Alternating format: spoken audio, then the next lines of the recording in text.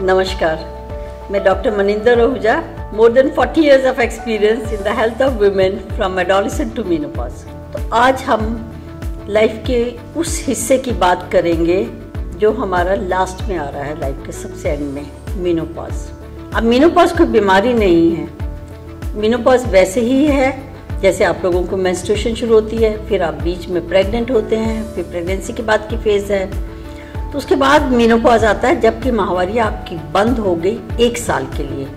ये बहुत इम्पॉर्टेंट है, 1 साल के लिए माहवारी बंद होनी चाहिए, फिर ही हम उसको मेनोपॉज कहते हैं। क्योंकि जब हम लोग पेरी मेनोपॉज के एज ग्रुप में आएंगे तब आपके पीरियड्स इरेगुलर होना शुरू हो जाते हैं। पहले थोड़े से छोटे होंगे, जल्दी आ जाएगी साइकिल, फिर थोड़े से लेट हो जाएंगे, तो उस पीरियड को हम लोग पेरी मेनोपॉज कहते हैं। लेकिन आपने लाइफ स्टाइल में कुछ चेंजेस लाने होते हैं जो पेरी मेनोपॉज से ही शुरू होना चाहिए, या मे बी हम लोग कहेंगे कि आप 35 इयर्स के एज में शुरू कर लीजिए, मिड 40s में शुरू कर लीजिए।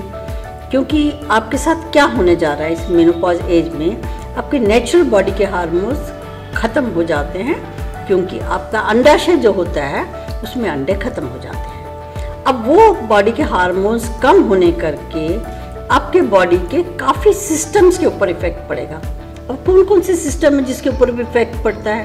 आपका हार्ट डिजीज के चांसेस बढ़ जाएंगे, आपकी बोन्स वीक हो जाएंगी, मेमोरी कम हो जाएगी, अल्जाइमर के चांसेस बढ़ जाते हैं, ऑस्टियोपोरोसिस हो जाता है, और इस एज ग्रुप में आपको कैंसर्स का चांस ज़्यादा रहता है। वो मेनोपॉज करके नहीं होता cancer, but because of ageing process करके होता है। जब भी आपको माहवारी बंद हो जाती है कि आपको डॉक्टर के पास जाना चाहिए, अगर कोई सिम्टम्स नहीं है फिर भी जाना चाहिए। हाँ, एक चेकअप तो आपको करवाना चाहिए। किस लिए करवाना चाहिए? क्योंकि जो भी आपको सिम्टम नहीं है बाद में हो सकते हैं, तो डॉक्टर आपको उस बारे में सारा बतलाएगा। अब हम लोगों का फंडा क्या है? Fit at 40, strong at 60 and independent at 80। Lifestyle ऐसा हो गया कि बच्चे हमारा लुक आफ्टर नहीं कर सकते हैं, सो हमें इंडिपेंडेंट रहना पड़ेगा।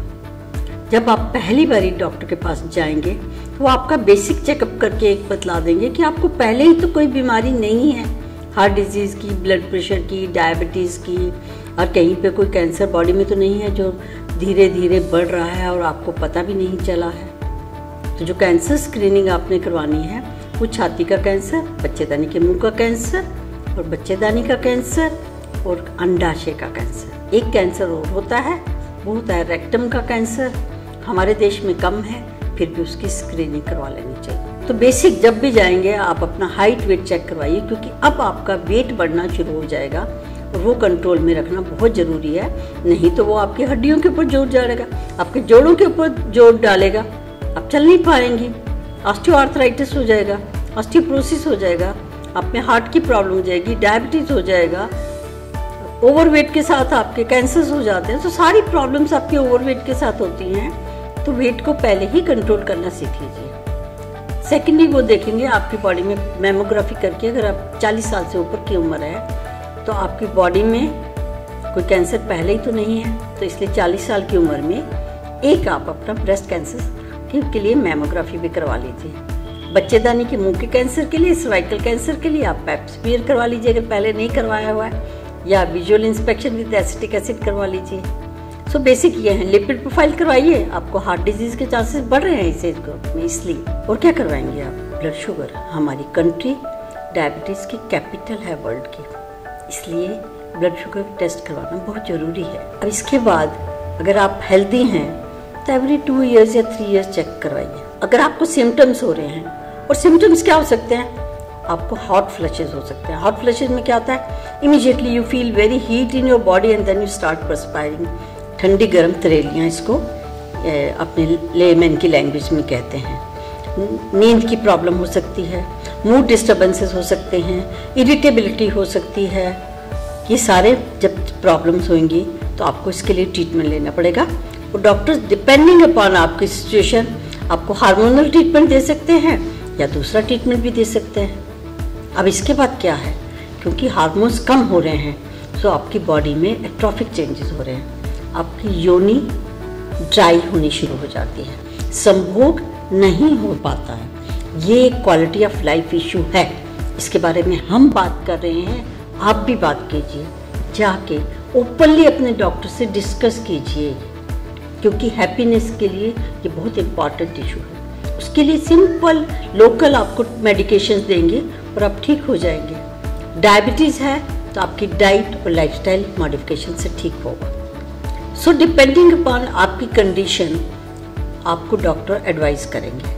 अब मेनोपॉज की एज क्या है मैंने बताया नहीं आपको, और आप जानते भी नहीं हैं। मेनोपॉज की एज हमारी कंट्री में 46 इयर्स है और ऑल ओवर वर्ल्ड ये 51 to 52 इयर्स है। सो अगर हमारे पास जल्दी मेनोपॉज हो रहा है, इसका मतलब हार्मोन्स कम होने करके हमारे शरीर में चेंजेस जल्दी आएंगे।